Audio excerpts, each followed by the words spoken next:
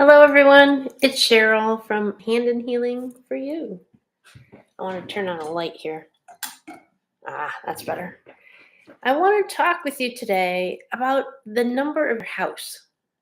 I know it sounds a little bit strange that the number of your house can determine things, but it really does. And it's very simple. Like if you live in the number one house, is the address of your house one, whatever the street name is. The number one is the essence of one is independence, new beginnings, oneness with life, self development, individuality, progress, and creativity. That all sounds really good, right? Who would want to live there? It's excellent for a person who wants to embark on an individual, creative nature. The essence of a two house is a balance of the yin and the yang energies of the universe, self surrender, putting others before yourself, dynamic attraction to one another. The knowledge comes from the balance and marriage of opposites. If you live in a number three house, the Trinity, mind, body, spirit, the threefold nature of the divinity, openness, optimism. That's beautiful too, right? A four house, security, the four sacred directions: self discipline through work and service, productivity, organization, wholeness, and unity. A five house, feeling free, active, physical, impulsive, energetic, adventurous, resourceful, well traveled, curious, excitement, and change. The number six house, self harmony, compassion, love, service, social responsibility, beauty, the arts, caring, children, balance, community service. The seven house, the inner life, a mystical number symbolizing wisdom, seven chakras, the seven heavens of the chakras, birth and rebirth, the path of solitude and contemplation. The eight house, infinity, right? You see that eight on its side, the infinity symbol, material prosperity, self power, abundance, cosmic consciousness, reward, authority, and leadership. The nine house is for selflessness, dedicating your life to others, completion of endings, universal compassion, tolerance, and wisdom. Now, what if you live in a house that has two numbers? So maybe your house number is 14, a 1 and a 4. You would simply add those two numbers together to get the number 5, and the 5 is what you are living in. If you live in a house, let's say that doesn't have a number, but it's called whatever, like you're in an area and the houses are named and there's no number. Well, you can use a very easy chart to figure out what the number of that house would be based on the name. So you would simply write the alphabet on a piece of paper from A to I across the top, J to R underneath that, and S to Z underneath that, with the numbers 1 through 9 on the piece of paper. It might be easier actually to put the numbers 1 through 9 on a piece of paper going across and then write the alphabet underneath that. So A is 1, 2 is B, 3 is C, D is 4, 5 is E, F is 6, 7 is G, 8 is H, 9 is I. And then start the next line with the letter J and then go across to R, then start at S and go across to Z. So you've made a numerical chart to figure out what the name of your house is based on the letters. So if you're in ABC house, it would be 1, 2, 3. Then you would add the numbers 1 plus 2 plus 3 is 6, and you are then in a 6 house. Okay, so depending on either the number of your house or the name of your house will help to determine the number of the house that you live in, and then what are the characteristics of that.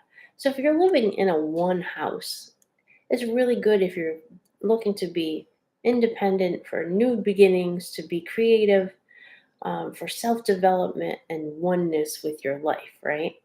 But if you really want, the attraction to another person, one house isn't going to do that for you. You might need to find a house with the number two in order to get that. So a lot of times we don't think about the energy of the actual place that we live in, because you know what? You went and you looked at a house and you decided this is the perfect house for you, until years later when you suddenly realize, you know what? I thought this was a perfect house, but the energy of the house here isn't quite exactly what I needed.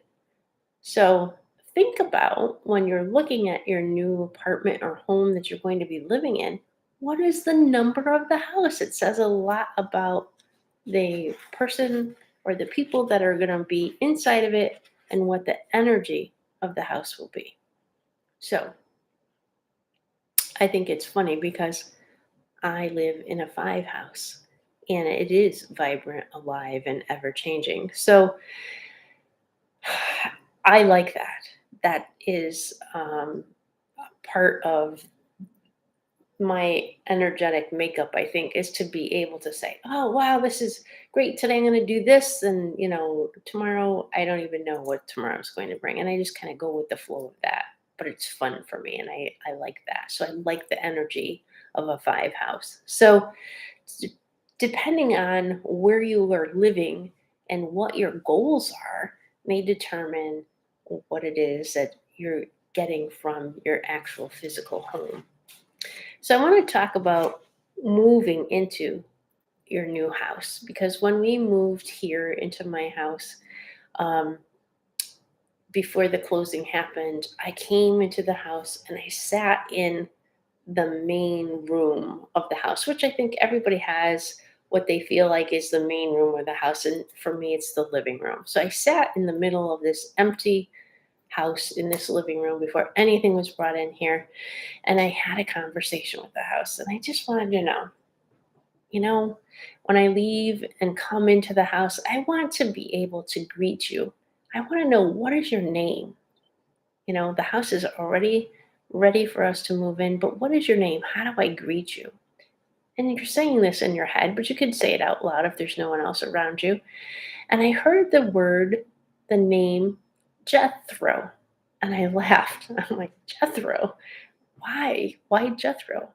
And the response was, you asked for a strong home. You asked for a place where you could have fun. You asked for um, those two qualities, I can't remember the rest, but those two qualities were really what I wanted: a strong house where it would be fun to live in. And that's exactly what we got. And I'm very grateful to Jethro for helping us to bring that forward in our life. I feel very secure here, and I feel the energy of that is from Jethro, and I'm very grateful. So, really important to know your house's name so that you can, when you're leaving for the day, say, Jethro, I'll be back. I got to go to the grocery store. Please keep me safe, keep the home safe while I'm gone. And so that you are talking directly to the home, asking it to be safe while you're gone. So there's no fire, no flood, no robberies, none, no negative energies are coming into your house, because you're asking it for protection, right? You're asking for it to help you out, and that's what you want. So once you know your house, if you've opened your heart and you've listened to what it's telling you, um, once you know what your house is, make sure you clean it. It's really important that, not only, as you're moving into a new home, it's very important to get out a Swiffer and Swiffer all the walls, get the dust and the grime off from the people who've been here before. And to maybe even smudge it. If you have a smudging stick, go through each room and smudge all the walls. Do this with the intention of it going through the ceiling up and up into um, the heavens to be recycled into love if there's any negative energy. Smudge your floors, smudge your walls, smudge each room, open the closets and the cabinets, and let the smoke just get in through all of that and clear your home. And you might want to do this after you've moved in and after all the people have left, if you've had movers coming in and out or new appliances delivered or whatever is going on.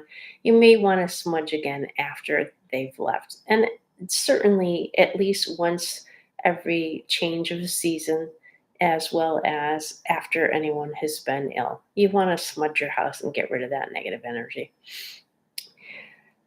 So you've smudged your house. You can uh, move in. You might want to have a little bit of a moving in ceremony where you decide, oh, thank you to all the people who've helped us move in.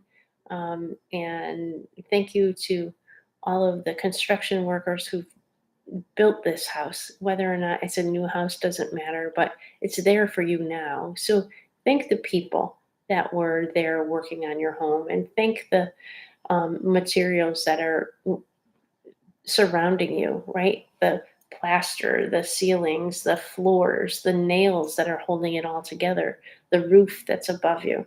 So just give thanks and blessings to all of the parts that had to come together in order for you to be in this new space that you're in.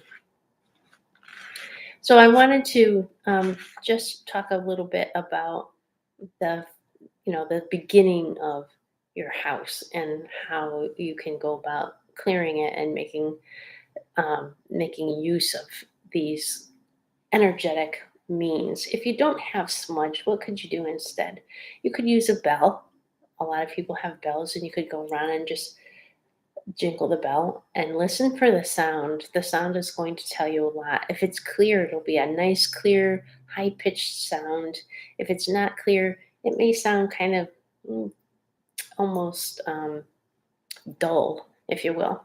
And in those instances, you can put the bell down and then just clear it with Reiki so that the energy of the home is sparkling and you can feel the difference afterwards, I'm sure. I'm going to do several more feng shui videos. I like to keep them under 15 minutes to talk about different things that you can do in your house if you're trying to create a better, like, atmosphere in your home and you're not quite sure there, or you feel something is off and you're not quite sure how to fix it. So, a lot of work is to be done with mirrors that can be redirect energy for you. So, we're going to talk about feng shui cures, as they are called, in the next video. Thanks so much. Have a great day. Hope to see you soon. Thanks for liking my videos and making sure that you subscribe so that you know when a new video came out. I know today was overwhelming. I think I did 6 videos today. There are days like that where I just get on a roll and I want to tell you about a lot of things. So I apologize if you are a subscriber and have received 6 video emails today. But hey, it's a part of my job. I have to let you know. Thank you so much for being with me, and I hope to see you again soon. Take care. Bye.